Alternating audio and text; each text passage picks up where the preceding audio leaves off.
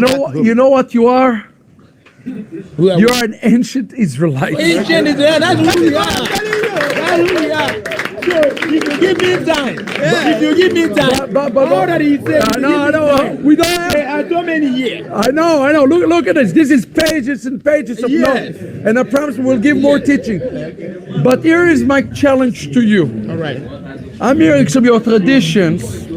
It's like the days of the Bible. Yes. Do you want to remain ancient Israelites or you want to be Jews? That is the question I have for you. Thank you. I'll answer that question. Go ahead. I will help you.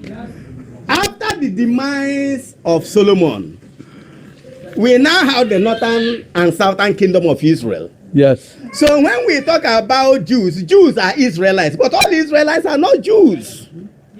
The 10 tribes that got lost are not Jews. They were Israelites. Well, it's depending. Minority cannot swallow the majority. We are here. We are the majority down here. So you are minority, and we are older than you. All right, Rabbi. That's wonderful. All right.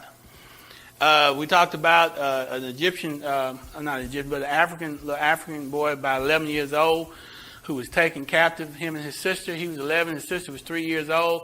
They were taken captive as slaves. They were shipped over to the islands. Him and his sister ended up being split up. Later on in his life, he was introduced to Christianity by some people in Great Britain. And when he learned how to read English, then he began to discuss with those people that the people that they're talking about in the Bible were his people. Y'all didn't catch that. He said that the people that they were talking about in the Bible were his people. And so when he was freed up, he ended up buying his freedom later on in his life. He wrote a book about it. And so they ended up finding the tribe in Africa that he was from. And they did research on it. And these people were the Igbos tribe. And they were doing everything that the Hebrew people would do as far as their traditions and stuff. Circumcision on the 8th day. All the things that nobody else was doing, all the washing, all of the marriage ceremonies, everything, the priests and everything. They had their whole cultural system was set up just like their culture said it should be set up.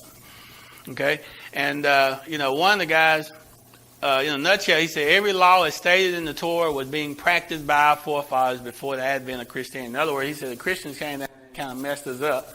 But before they came down there, we were doing everything according to the law of Moses.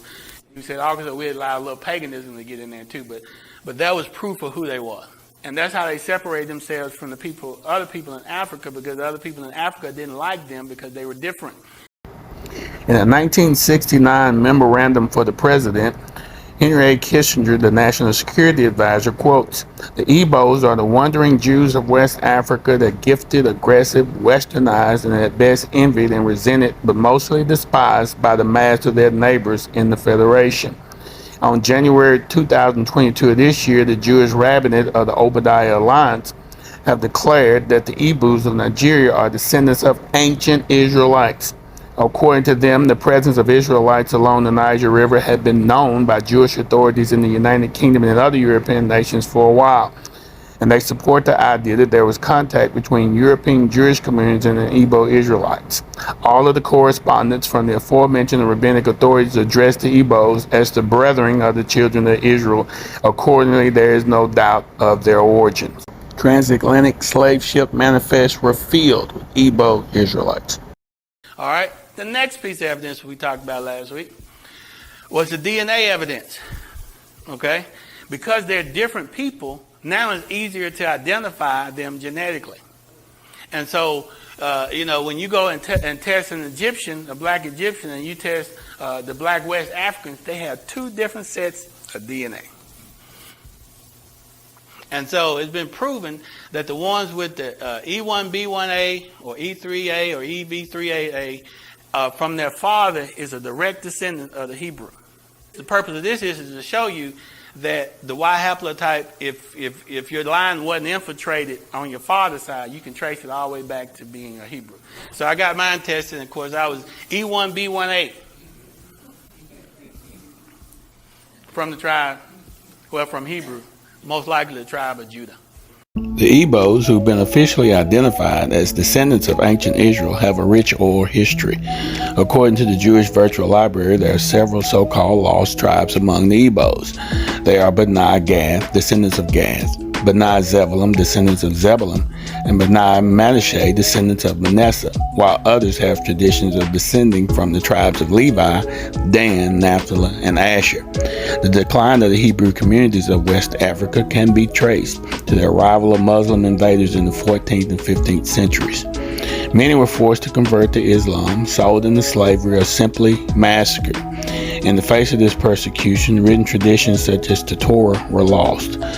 What percentage of the transatlantic slave trade were Ibos? Researchers estimate between 30 to 45% of the imported slaves were from the Bight of Biafra. Of these people, 80% were likely Ibos.